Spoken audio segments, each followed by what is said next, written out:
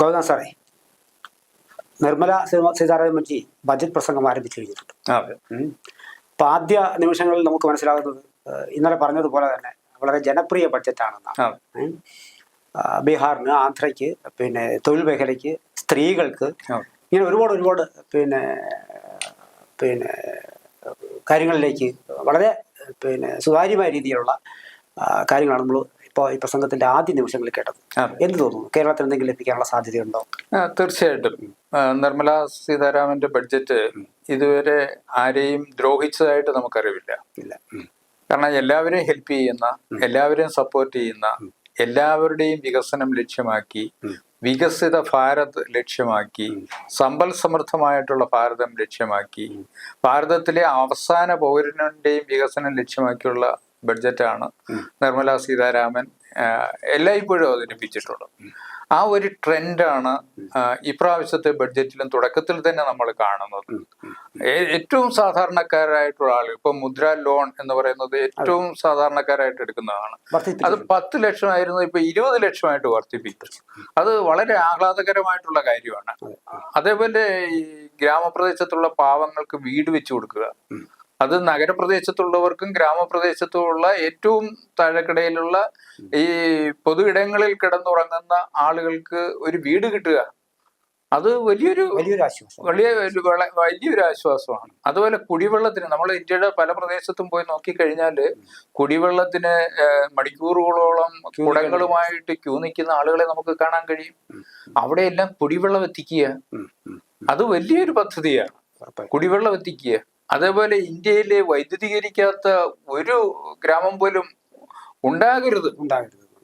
അത് ഈ ബഡ്ജറ്റിന്റെ ഒരു പ്രധാനപ്പെട്ട ലക്ഷ്യമാണ്. അപ്പം നമ്മുടെ സമൂഹത്തിൽ താഴെ കിടക്കുന്ന ആളുകളിൽ, ഏറ്റവും അവസാനം വരുന്ന ആളുകൾക്ക് അവരെ ഉയർത്തിക്കൊണ്ട് വരിക, അവരെ ഉയർത്തുന്നതിലൂടെ മാത്രമേ വികസിത ഭാരതം സാധ്യമാകുകയുള്ളൂ. അതാണ് നിർമ്മല സീതാരാമൻ ഇതിൽ കൊണ്ട് ലക്ഷ്യമാക്കുന്നത്. ഈ അടിസ്ഥാന സൗകര്യങ്ങൾ ഉറപ്പാക്കൽ ലക്ഷ്യമല്ലേ? അതെ, തീർച്ചയായിട്ടും അടിസ്ഥാന സൗകര്യമാണ് ഒരു രാജ്യത്തിന്റെ വികസനത്തിൽ ഏറ്റവും അത്യാവശ്യമായിട്ട് വേണ്ടത്. ഇപ്പൊ നമ്മൾ നോക്കൂ, കേരളത്തിൽ നമുക്ക് നല്ല റോഡ് ഉണ്ടായിരുന്നില്ല. എല്ലാ റോഡുകളും ഇടിഞ്ഞ് ഞെരിങ്ങിയാണ് വണ്ടികളും ആളുകളും പോയിക്കൊണ്ടിരിക്കുന്നത്. ഈ നാഷണൽ ഹൈവേ 66 വന്നപ്പോൾ കേരളത്തിന്റെ മുഖച്ഛായ അങ്ങ് മാറുകയാണ്. എന്തിനും നമ്മളെ കഴക്കൂട്ടത്തെ എലവേറ്റഡ് ഹൈവേയിൽ കൂടി ഒന്ന് യാത്ര ചെയ്യുമ്പോഴാണ് മോഡി ഗവൺമെന്റിന്റെ ആ നന്മകൾ നമ്മൾ മനസ്സിലാക്കുന്നത്. എത്ര ഈസി ആയിട്ട് നമുക്ക് അതുവഴി യാത്ര ചെയ്യാൻ കഴിയും. അപ്പൊ ഈ NH-66 പോലെയുള്ള നാഷണൽ ഹൈവേകൾ അത് നമുക്ക് വരുന്നു. അതേപോലെ നമുക്ക് നല്ല ട്രെയിനുകൾ, ഒരു ഫ്ലൈറ്റിൽ പോകുന്ന അതേ എക്സ്പീരിയൻസോടുകൂടി ട്രെയിനിൽ പോകാൻ കഴിയുന്നു. നോക്കൂ, ആ ഒരു എക്സ്പീരിയൻസ്, പലരും ഇപ്പൊ ട്രെയിൻ യാത്ര ചെയ്യുന്നത് എന്തിനാണ്? ആ ഒരു എക്സ്പീരിയൻസ് ചെയ്യാൻ വേണ്ടിയാണ്.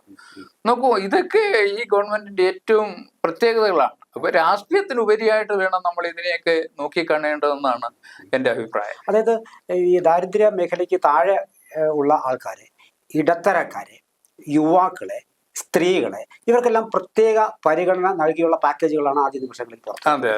അപ്പൊ അതിൽ കൂടി ലക്ഷ്യമിടുന്നത് എന്താണ്? തീർച്ചയായിട്ടും സ്ത്രീകളുടെ വികസനം സാധ്യമാവാതെ നമ്മുടെ രാജ്യത്തിന്റെ വികസനം സാധ്യമാവില്ല.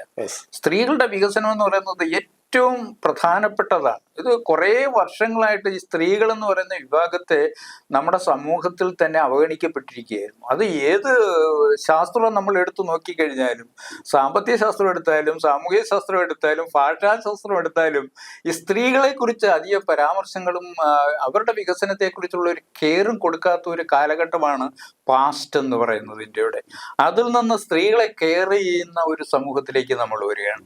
സ്ത്രീ എല്ലാ ബഡ്ജറ്റുകളിലും, എല്ലാ പ്രോജക്റ്റുകളിലും ഇത്ര ശതമാനം സ്ത്രീകൾക്ക് വേണ്ടി മാറ്റിവെക്കണം എന്നൊരു വിഷനാണ് ഇപ്പൊ നമുക്കുള്ളത്. അപ്പൊ സ്ത്രീകളുടെ വികസനത്തിന് വേണ്ടി അവരുടെ, നോക്കൂ, ഗവൺമെന്റ് കൊണ്ടുവന്ന ധാരാളം പദ്ധതികളുണ്ട്.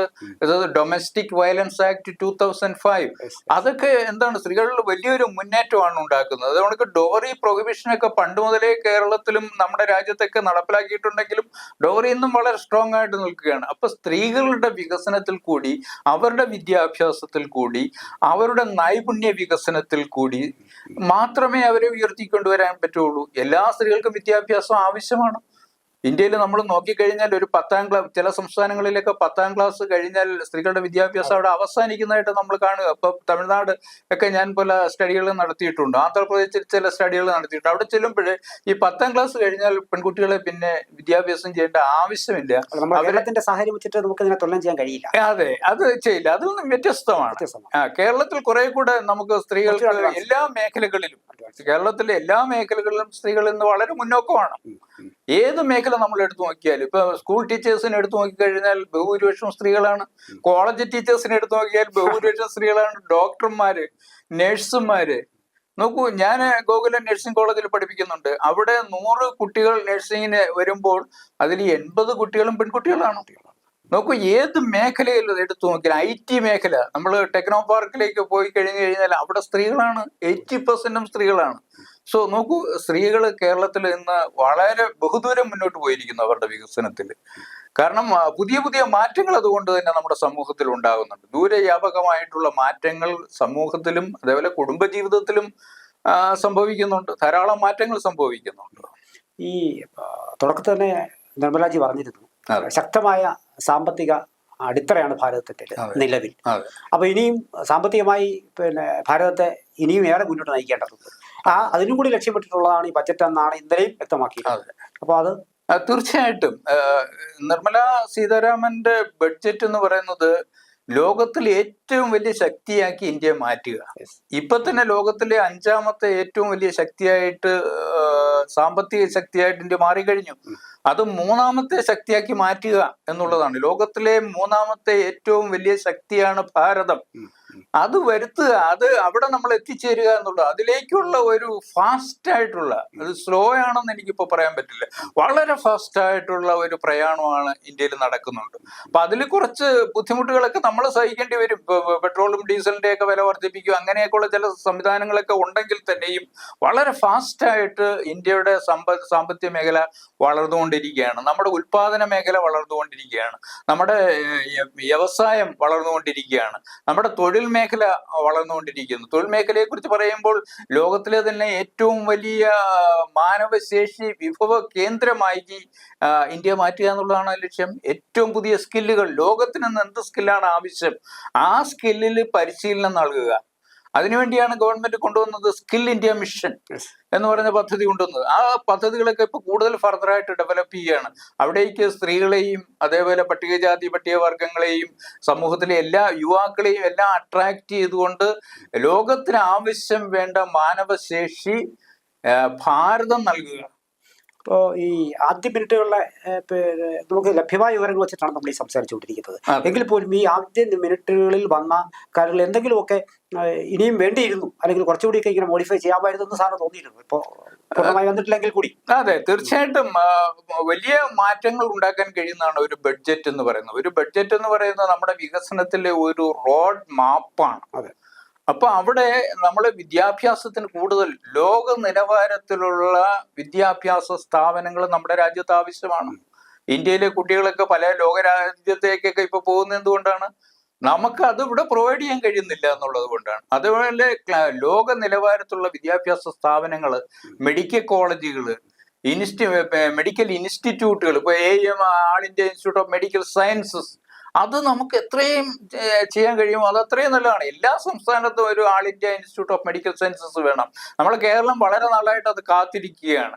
പക്ഷെ കേരളത്തിന് അത് ശരിയായിട്ടുള്ള ഒരു ഇൻഫ്രാസ്ട്രക്ചർ ഒന്നും സമയത്തിന് പ്രൊവൈഡ് ചെയ്യാൻ പറ്റാത്തത് കൊണ്ടാണ് പലപ്പോഴും നമുക്ക് ഇത് നഷ്ടപ്പെട്ടു പോകുന്നത്. മറ്റു സംസ്ഥാനങ്ങൾ ഇത് പറയുമ്പോഴേ അവരിതാ എല്ലാം റെഡി, ഇവിടെ സ്ഥാപിച്ചോളൂ എന്ന് പറഞ്ഞുകൊണ്ട് വരികയാണ്. പക്ഷെ കേരളത്തിന് ഇത് പെട്ടെന്ന് പ്രൊവൈഡ് ചെയ്യാൻ കഴിയുന്നില്ല പലപ്പോഴും. അതുകൊണ്ടാണ് ഇത് പലപ്പോഴും നഷ്ടപ്പെട്ടു പോകുന്നത്. തീർച്ചയായിട്ടും അത് വരുമെന്ന് തന്നെയാണ് എന്റെ പ്രതീക്ഷ. മറിച്ച് എന്തെങ്കിലും കേരളത്തിൽ പ്രത്യേക ഒരു പാക്കേജോ എന്തെങ്കിലും ബീഹാറിനും ആന്ധ്രയ്ക്കൊക്കെ കൊടുത്തതുപോലെ ഒരു MP കുറി അവിടുന്ന് കേരളത്തിൽ സാധാരണയായിട്ട് നിർമ്മലാ സീതാരാമന്റെ ബഡ്ജറ്റുകളിൽ ഏതെങ്കിലും ഒരു സംസ്ഥാനത്തിന് പ്രത്യേകിച്ച് ഒരു പാക്കേജ് പ്രഖ്യാപിക്കുന്ന പതിവ് ഇതിന് മുമ്പ് ഉണ്ടായിരുന്നു. പക്ഷെ ഈ പ്രാവശ്യം ബീഹാറിനും അതേപോലെ ആന്ധ്രാപ്രദേശത്തിനും പ്രത്യേക പാക്കേജ് കൊടുക്കുന്നു. കാരണം ഈ രണ്ട് സംസ്ഥാനങ്ങളും BJP ഗവൺമെന്റിന് കഴിഞ്ഞ ഇലക്ഷനിൽ കൂടുതൽ സപ്പോർട്ട് കൊടുത്ത രണ്ട് സംസ്ഥാനങ്ങൾ എന്ന രീതിയിൽ. അതേപോലെ തന്നെ ആന്ധ്രാപ്രദേശ് ആണെങ്കിൽ ആന്ധ്ര സംസ്ഥാനം രൂപീകരണം ഒക്കെ വന്നു കഴിഞ്ഞപ്പോഴ് തെലങ്കാനയ്ക്കൊന്നും വേണ്ട പരിഗണന കിട്ടാത്തതുകൊണ്ട് ആന്ധ്രാപ്രദേശിന്റെ പ്രത്യേക തലസ്ഥാനം തന്നെ രൂപീകരിച്ചുകൊണ്ട് അത് വികസിപ്പിക്കേണ്ടതായിട്ടുണ്ട്. അപ്പൊ ആന്ധ്രയുടെ തലസ്ഥാനം വികസിപ്പിക്കുന്നതിന് വേണ്ടിയാണ് 15,000 കോടി രൂപ ഇപ്പൊ ബഡ്ജറ്റിൽ മാറ്റി വെച്ചിരിക്കുന്നത്. അത് അവർക്ക് റിയലി അവര് അർഹിക്കുന്നതാണ്, ആവശ്യപ്പെടുന്നതാണെന്നാണ് എന്റെ ഇത്. അതേപോലെ തന്നെ ബീഹാറിനും ഇപ്പൊ ധാരാളം, ബീഹാർ എന്ന് പറഞ്ഞാൽ വളരെ കുറച്ച് പിന്നോക്കം നിൽക്കുന്ന ഒരു സ്റ്റേറ്റ് ആണ് ഇന്ത്യയിലെ ബീഹാർ എന്ന് പറഞ്ഞാൽ. അപ്പൊ അവർക്ക് കൂടുതൽ വ്യവസായങ്ങൾ, കൂടുതൽ മെഡിക്കൽ കോളേജുകൾ, കൂടുതൽ ഇൻഡസ്ട്രീസുകളൊക്കെ അവിടെ സ്ഥാപിക്കുന്നുണ്ട്. അവിടുത്തെ ക്ഷേത്രങ്ങളൊക്കെ അവിടുത്തെ വികസിതമാക്കാൻ കഴിയാത്ത അത് വളരെ ആവശ്യമായ കാര്യങ്ങളാണെന്ന് എനിക്ക് തോന്നുന്നു. കാരണം ഇത്രയും നാള് അവർക്ക് വേണ്ട അറ്റൻഷൻ കിട്ടാതെ പോയ രണ്ട് കാര്യങ്ങളായിരുന്നു ഇതെല്ലാം. അപ്പൊ ഇപ്പോൾ അവർ കൂടുതൽ പാർലമെന്റിൽ കൂടുതൽ ശക്തരാണ്, അവർക്ക് ക്യാബിനറ്റ് മന്ത്രിമാരുണ്ട്. അപ്പൊ അവരവരുടെ ശക്തി ഉപയോഗിച്ച് ഇതൊക്കെ നേടിയെടുത്ത് എന്ന് തന്നെയാണ് ഞാൻ വിശ്വസിക്കുന്നത്. പക്ഷേ ഇന്നല്ലെങ്കിൽ നാളെ കിട്ടേണ്ടിയിരുന്നത് കുറച്ച് ദിവസം മുമ്പ് കിട്ടി. അതെ, അവർ അർഹിക്കുന്ന ആനുകൂല്യമാണ് അവർക്ക് കിട്ടിയത്, അത് ആവശ്യവുമാണ് എന്നാണ് എനിക്ക്. എന്തായാലും ആദ്യ മിനിറ്റുകൾ മാത്രമാണ് കടന്നിട്ടുള്ളത്. ഇനിയും ബജറ്റ് പ്രസംഗം നീളും, ഒരുപാട് കാര്യങ്ങൾ ഇനിയും നമുക്ക് അറിയാനുണ്ട്, ആഴത്തിൽ അതിനെ വിശകലനം ചെയ്യേണ്ടതുണ്ട്. എന്തായാലും അത് നമുക്ക് അടുത്ത എപ്പിസോഡുകളിൽ നമുക്ക് തീർച്ചയായിട്ടും. Thank you.